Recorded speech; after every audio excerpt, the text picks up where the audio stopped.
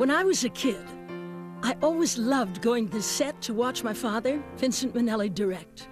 What I remember is he would either sit quietly in his chair, or else he was a crazy person. He was like the czar. He was a perfectionist. He so cared about how things looked. No detail was ever too small to matter. I got Rhythm, I got music, I got my gal, who could ask for anything more? My father came to MGM in 1940 with the reputation of a successful New York stage director and set designer. He had a special contract with the studio which gave him a year to watch, to learn everything about film, at full salary, mind you. One of the things that really struck him was the restriction of the camera movement. It could only move horizontally or vertically. He thought, why can't the camera move in all directions, like a person or another character in the film? So my father invented the crab dolly, which is kind of based on the principle of a wheelchair. It can go anywhere you want it to go, therefore opening up new possibilities not only for himself, but for every other filmmaker.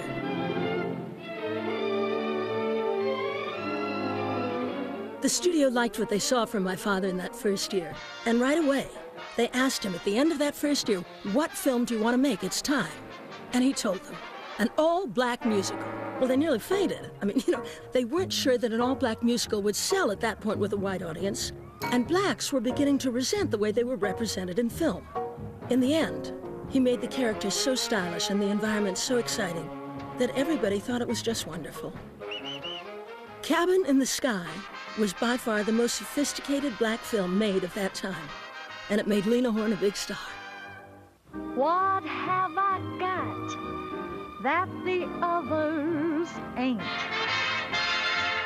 That always seems to please. The next film my father really wanted to make was Meet Me in St. Louis. Now, my father went to the studio boss, Louis B. Mayer, and told him that's what he wanted to do. And Mr. Mayer said, what's it about? And Daddy said, nothing. Mr. Mayer said, well, I mean, what happens? And Daddy said, well, the father gets a job in New York. Louis B. Mayer said, oh, so the family moves to New York. My father said, no. Mayer said, oh, well, then they want to go to New York, but they don't. My father said, no. Mr. Mayer said, then what happens? My father said, it's 1 year in the life of a family. The story was very much like his own early years growing up in Chicago. And he made a film that I think is probably one of the most cherished, lovable, telling American films ever. And it starts out with his family making ketchup. Best ketchup we ever made, Katie. My father had these wonderful ideas. But the key thing is he knew how to get them from his head to the screen.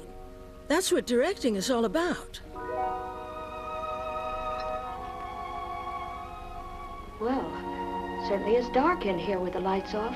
You can really see it in the way my father uses my mom, Judy Garland, in this movie. They met on this film. I wouldn't be here if it wasn't for this film. See, she didn't want to even make this film because she was 22 and she didn't want to play teenagers anymore.